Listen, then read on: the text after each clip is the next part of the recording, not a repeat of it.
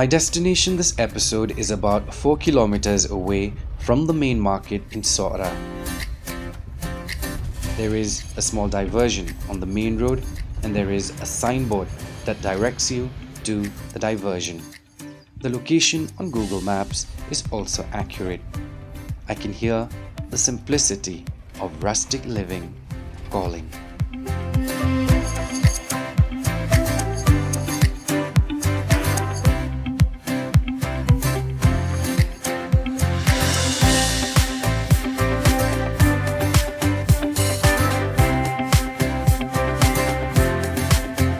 Destination Meghalaya highlights the limitless diversity of sites, culture, landscapes, people, and experiences. And we continue to bring you power-packed episodes exclusively for your traveling pleasure.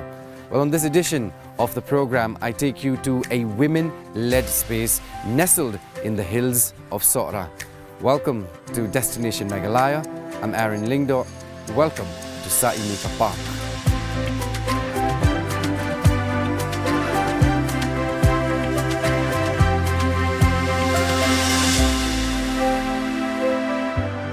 Built on the strong foundation of rustic and village living, Sa-I-Mika is the ideal place to stir wellness and peace inside you. Sa-I-Mika is for friends and family who enjoy open spaces, nature, and everything that is a part of it.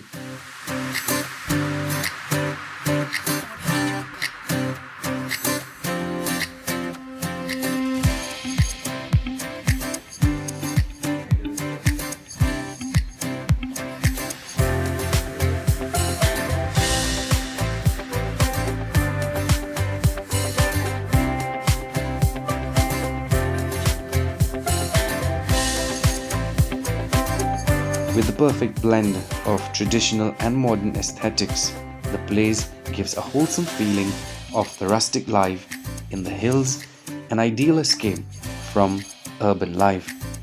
It's time to step back from the world and tune into nature's vibration.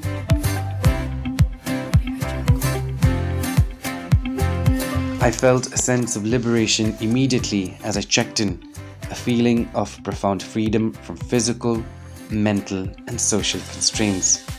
Keeping me company are the proud owners of this wonderland, looking to host people who agree with the ethos and concept. I started because my husband, late T.H. Rangat, had wanted to build a park in his own land in Kanapara, but it doesn't suffice. Okay. So I got this land from the Shnong, which they asked me to do something for my father. I said, no, I cannot build a school, I cannot build because Ramakrishna Mission is here and we are not in that educational line. So if you give me land, I'll build a resort or a park. So that's how I started this park, with the help of the Shnong who kindly give me this land.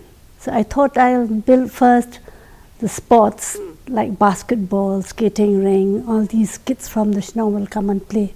But it doesn't work. So then I start to build cottages where people can come and stay. So I started 1 cottage, 2 cottage, then it continued as years pass by. The first thing which I made this resort is that when you first come here, nothing at all. Only rocks and stones and everywhere, so you have to climb up and down and so many difficulties with my architect. She's also very helpful with me, and she took the pain to come here every now and then with me. I'm thankful to her, and that's how I build up one by one, bit by bit, so I can make this park like this. Stream this side, that I name it a Ken to this side, and that one Sa-I-Mika with my 3 children. Okay. Sa-I-Mika, it's for my 3 children, Ken until the side for my parents. All right. So because this is a stream view, so you can see lots of stream and go down. And the park, which I thought that I'll make like a park, but then it doesn't come out that way, so keeping up with the cottages. They said, don't build it too much from the guests. Let the place be barren like that. Because I built cottages. They said, you did it very well. Because doing like a cottage, not like a hotels and things like that. So people can walk around, talk around. In the morning, they can have a morning walk around the park. So it'll be nice for them. So that's why I built cottages.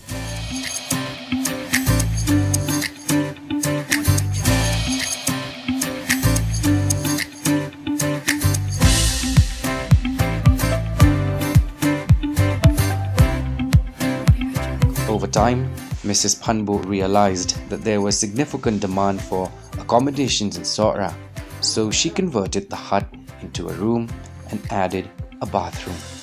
Now that marked the beginning of her focus on creating more rooms. Sa-I-Mika has all the basic necessities for a comfortable stay, but not the luxuries of an urban hotel, as it is a budget resort and is basic in nature. The resort has beautiful rooms, most of which are individual cottages. The rooms are spread out between two areas of the property, the valley view side and the stream view side. The valley view side and the stream view side are 500 meters apart.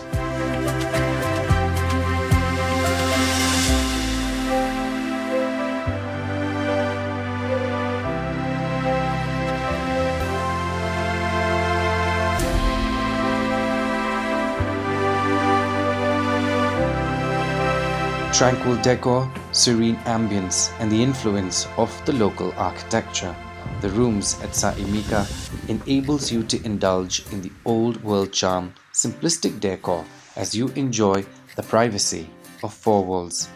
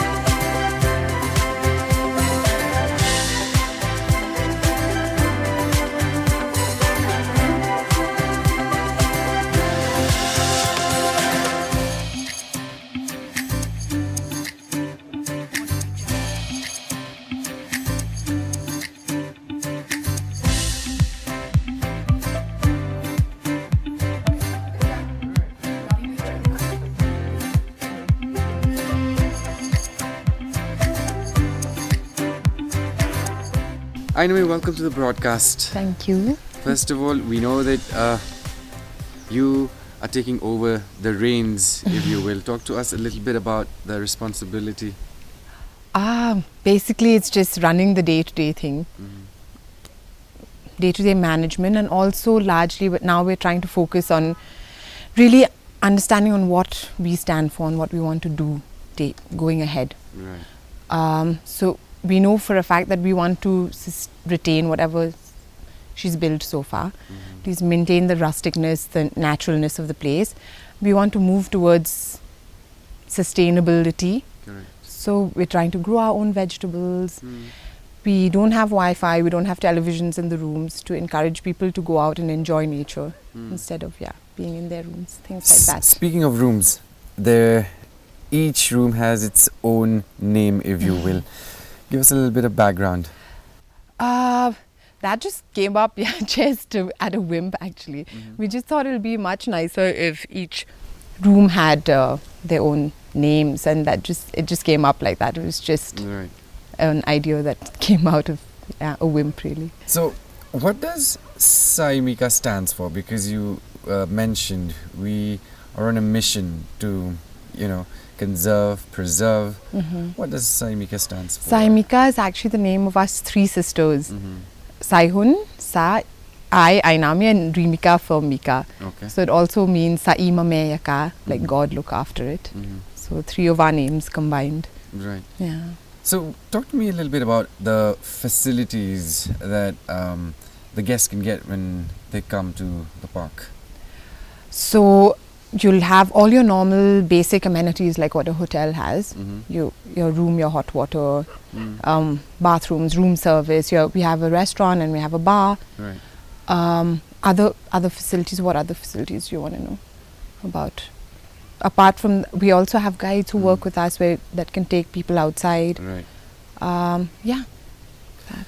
I'll ask you the same question that I asked your mum. Yeah. Why should people visit Sa-I-Mika Park? I think we're very different. This is what I tell all the customers. We're very different from other hotels. Correct. You know, we're not a hotel place. We do provide you basic amenities of a hotel, like a comfortable bed, a nice bathroom, but the experience that you get is way different. We connect more with nature. You feel like you're actually living in a place unique to our land. Right. You know, the way we've used like local stones, tried to use wood as much as possible. Right. So yeah. See, 21st century, and of course we're talking about Sora. The competition is there. Yes. You know, you've got other resorts, etc. What do you do to make sure that you're not in that race to be ahead, probably? So, what do you do to remain relevant? I think just sticking to our core value and ethos. That's what we've been trying so hard to do. We're not trying to compete with other properties. Right. We know that we're already such a unique place. If you come here and you go and stay in other places, you will immediately feel a difference, right?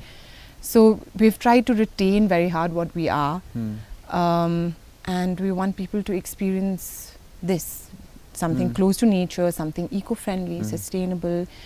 And I don't think we really have a competition because our approach to things is way different. Your concept is different. Very different, yeah. So now, apart from focusing on just rooms and service, we're also trying to plant our own vegetables and develop our farm section. So, yeah. Right. Farm to table concept. Yeah, kind of, yes. I like it. So, you've also termed yourselves as a natural eco resort. Tell me more. Pretty self-explanatory, right? I think we've talked a lot about that already. Very close to nature. Eco, like we try to be as eco-friendly as possible. Like, for example, the smallest things like toiletries. We don't put toiletries in the rooms. We just put little signboards that say on request. Okay. So only people who really need it, then we'll go and give it to them. We don't want it to just, wastefully do things. In your perspective, no TVs, Wi-Fi. So that means, why decide to not have all those things available? We want people to go out and be in nature. When people say, like you asked, what are the facilities you have? So yes, we do have, we can provide you a guide. We do room service. We have good food we can give you. But mostly, we want people to come in and just basically stare at the sky or stare at nature and just enjoy. It's very little time now in this very rush modern world where we actually get time like that, right, to ourselves. We don't know anymore how to have just a quiet time. Maybe that's a space where we provide for you to just come and experience that a little bit. Talk to me a little bit about the response so far. Good. I think thankfully we've had a few, because like I said earlier, our growth has been very slow. It hasn't been, we haven't built things at one shot. Right. We've built it phase-wise through the years. So I think people who've come and stayed with us through the years really enjoyed it, and they come back and stay with us multiple times. So that's really encouraging. At least we know we have a loyal customer base. True. Yeah. So, I mean, it's obvious that, to run such a huge space is not an easy job. What are some of the learnings that you've garnered along the way? For me, in the recent past, the biggest learning would be just connecting to people. I think that's been the most difficult for me personally, because a lot of where I've worked before, I've always worked with small teams or maybe alone. Right. And I think now I had to develop that skill to kind of create a relationship, sustain a relationship with people. And that's the only way you can run such a big place, right? You need a really, really good team. Yeah. Before I let you go, talk to me a little bit about, you mentioned the food. What can the guests expect when they come and stay at the park? Right now we have a really good Indian chef, so Okay. at least he can give you a standard Indian meal that you would get in good restaurants. But we also have really worked on our Khasi menu. We've curated. I've worked on it with my friend called Daki Wajri. Okay. They also run the pop up with her sister called Simbai. Oh yeah. Yeah, Manroy Wajri. So we sat down and curated the Khasi Interesting. menu. Right. Then while we were sitting down and doing it, we realized that a lot of people who come in to eat Khasi food don't know to order what with what, right? Okay. So we created Khasi thalis so that people can just order that. So it comes with your condiments, your jasti, your jhursti, your chutney, which matches the item that you've ordered. Interesting. Yeah. And the Khasi breakfast, which So I told you earlier. what are we having today then? We're doing the Dosnyang Terso thali and the Khasi breakfast.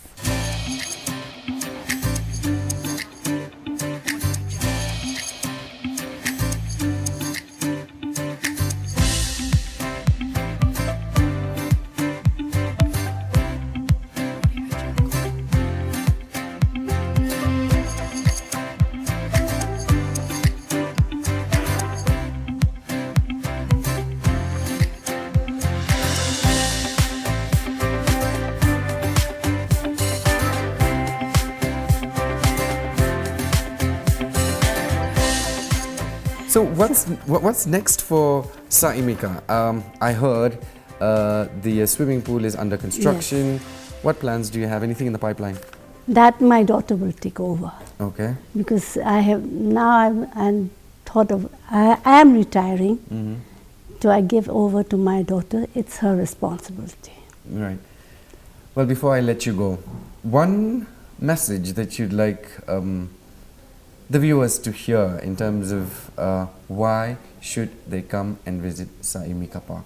People have different views, different concepts, different thoughts.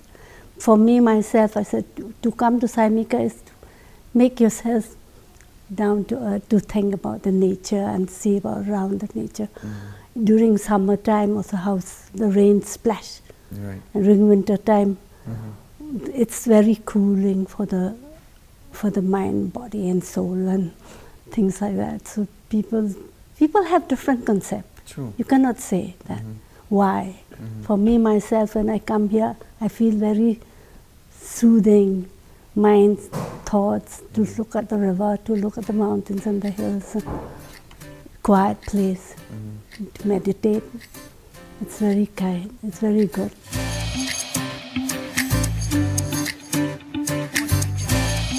The resort also boasts of an array of activities that one can indulge during their stay.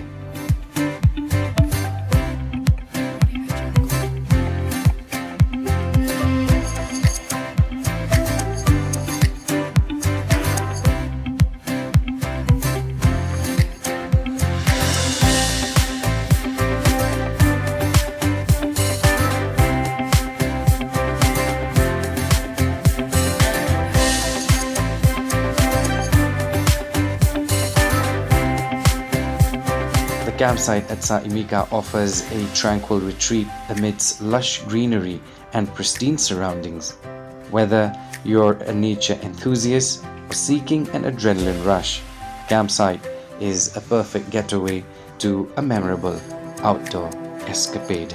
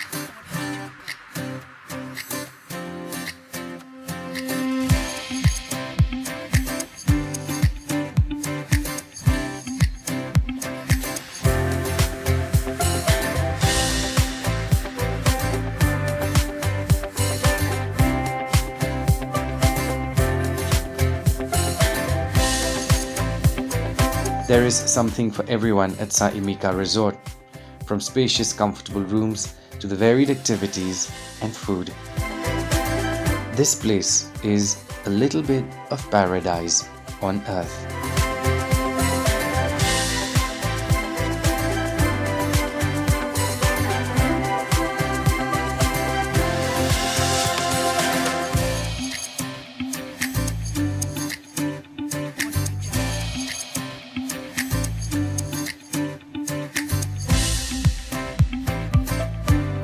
If you're looking to trade the noise of the city for the whispers of the hills and find solace in every breath of fresh air, you might just want to consider Sa-I-Mika Resort. This place is an entire vibe.